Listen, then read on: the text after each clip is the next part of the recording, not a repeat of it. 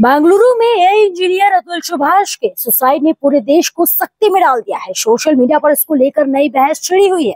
अब इस मामले पर बीजेपी सांसद और एक्ट्रेस कंगना रनौत का बड़ा बयान आया है, जिसमें उन्होंने कहा कि लड़के से उसकी सैलरी से ज्यादा मांगा जा रहा था, जिसके प्रेशर में आकर उसने खुदकुशी जैसा बड़ा कदम उठा लिया। उन्होंने ये भी कह डाला कि 99% शादियों में पुरुषों की गलती होती है। सुनिए उन्होंने क्या कहा। शौक में भी और शोक में भी है, क्योंकि एक बहुत ही नौजवान और उनका जो वीडियो है वो दिल दहला देने वाला है। तो डेफिनेटली शादी जो एक हमारे भारतीय परंपराओं से जब तक सीमित है, जब तक उससे बंधी हुई है भारतीय परंपराओं से, तब तक ठीक है। लेकिन ये जो, जैसा उन्होंने खुद कहा है, जो कम्युनिज्म का कीड़ा इसमें, सोशलिज्म का कीड़ा इसमें, एक तरह से जो निंदनीय फेमिनिज्म का जो पूरा साइड है उसका कीड़ा इसमें, और बाकी 3-4 चीजें अगर इसमें और एक धंधा लोग बना लेंगे, उसको करोड़ों रुपए की एक्सटॉर्शन उससे की जा रही थी, जो कि उसकी कैपेसिटी से भी बहुत बाहर थी। तो ये तो इसमें तो कोई कहने वाली ही बात नहीं है कि ये सब चीजें निंदनीय हैं, ऐसा नहीं होना चाहिए। युवाओं पर इस तरह का बोझ नहीं होना चाहिए। जो उनकी सैलरी है, जिससे उससे भी कहीं 3 गुना 4 गुना हर महीने वो प्रोवाइड करा रहे हैं, करोड़ों का उन पे जो है वो और मांग हुई जा रही है, तो वो प्रेशर में आके वो लड़के ने ऐसा किया। बट आई थिंक कि इस तरह के वो भी होने चाहिए, एक अलग बॉडी भी होनी चाहिए कि जो विक्टिम है उनको भी। बट हैविंग सेड दैट, एक गलत महिला का हम उदाहरण लेकर जितनी महिलाओं को हर दिन प्रताड़ित किया जा रहा है, हम उसे नहीं झुठला सकते और ये नहीं कह सकते। हमेशा 99% जो है मैरिजेस में पुरुषों का ही दोष होता है, इसीलिए ऐसी गलतियां भी हो जाती है।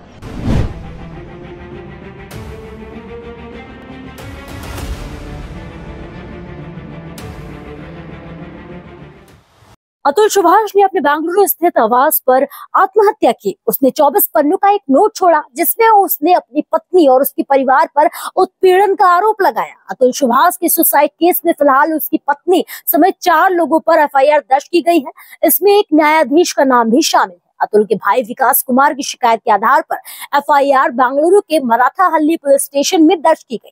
एफआईआर बीएनएस की धारा 108 और धारा 3 के तहत दर्ज की गई है। मामले में एक बार आप अतुल सुभाष के बिलखते पिता की बात भी सुन लीजिए। मार्च के महीना में वो गया था। मार्च के महीना के बाद जब आया ना, तो कहा कि पापा वहाँ का जो मीडिएशन का जो जज है, चाहे जो भी लोग है, वकील है, चाहे जज है, जो भी है, वो वहाँ की कानून व्यवस्था जो लॉ है अपने भारत का, उस लॉ से नहीं चलता है। लोग उस लॉ को मानता ही नहीं है। जो ये बता रहा था कि इस धारा में ये लॉ होना चाहिए, तो वो उसको हाई कोर्ट के, सुप्रीम कोर्ट के लॉ को भी नहीं मानता था। क्या बोले थे आपके बेटा आपको? उनको हो क्या रहा था? उनको कुछ नहीं। उनको तो 40 बार बेंगलोर, कम से कम 40 बार गया होगा बेंगलोर से जौनपुर, और माने इतनी धारा उस पर, एक खत्म हो जाता था केस तो दूसरा लगा देती थी। इस बात के कारण जो है तो भीतर से फ्रस्ट्रेट था, लेकिन हम लोग को महसूस नहीं होने दिया कि क्या है नहीं है। एकाएक हम लोग को खबर गई है कि वो अपना पूरा मेल वगैरह हमारे छोटे लड़के को रात में किया है 1:30 बजे 2 बजे, हमारे पास 3 बजे उसका फोन आया है। उसके बाद हम लोग कैसे कैसे करके वहां से पटना आए हैं, एयरपोर्ट पटना से बेंगलोर पहुंचे 4 बजे शाम में। मतलब सर, आप जानते हैं कि उनके फैमिली कुछ जो अपने वाइफ के ऊपर और उनके फैमिली के ऊपर जो इल्जाम लगाए हैं, सच है वो सारे? एकदम 100% सच है, 100% सच है। उसमें एक आध इल्जाम छूट गया हो तो भले ही, लेकिन जितना इल्जाम वो को याद होगा उतना लगाया हो तो एकदम सही है। मतलब आपके बेटा हेरासमेंट, बहुत हेरासमेंट था उसके साथ। हमारी वाइफ 4 महीना रही है, इसको डायबिटीज नहीं थी। वहां के टेंशन को देख के वो देखती थी, वहां की जो स्थिति है उसको देख करके इसको डायबिटीज हो गई। मतलब आपके बेटे के अतुल के साथ रहती थी? हाँ, नहीं गई थी, उसको प्रेग्नेंट थी, तो हमारी वाइफ को हमने भेजा था। अकेले हम रहते थे वहाँ बिहार में, इसको भेजा था कि वहां पर मदद करना है बहू की। वहां का जो देखती थी ना, उसका जो आचार विचार, इसको देख करके थोड़ा सा इसको भी बहुत टेंशन होता था, लेकिन बोलती नहीं थी। हमारे लड़कों को अब कितना टेंशन होता होगा हम नहीं बता सकते हैं।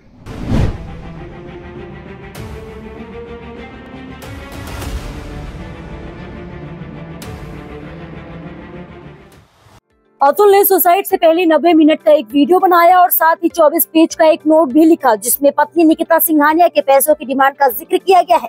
अतुल ने अपने नोट में लिखा कि उसकी पत्नी निकिता सिंघानिया ने केस खत्म करने के लिए 3 करोड़ रुपए मांगे, तलाक के बदले हर महीने 2 लाख रुपए के गुजारा भत्ता की डिमांड की, बेटे का चेहरा तक नहीं देखने दिया। वीडियो में उन्होंने हालात को बताया था।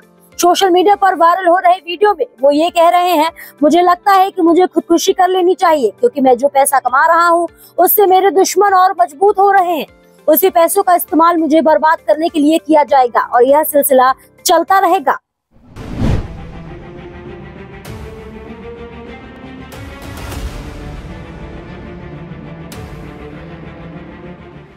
पुलिस ने बताया कि शुरुआती जांच में सामने आया है कि उनका अपनी पत्नी के साथ वैवाहिक कलह चल रहा था। उनकी पत्नी ने उत्तर प्रदेश में उनके खिलाफ मामला दर्ज कराया था। पुलिस ने बताया कि उन्होंने अपने सुसाइड नोट कई लोगों को ईमेल के जरिए भेजा।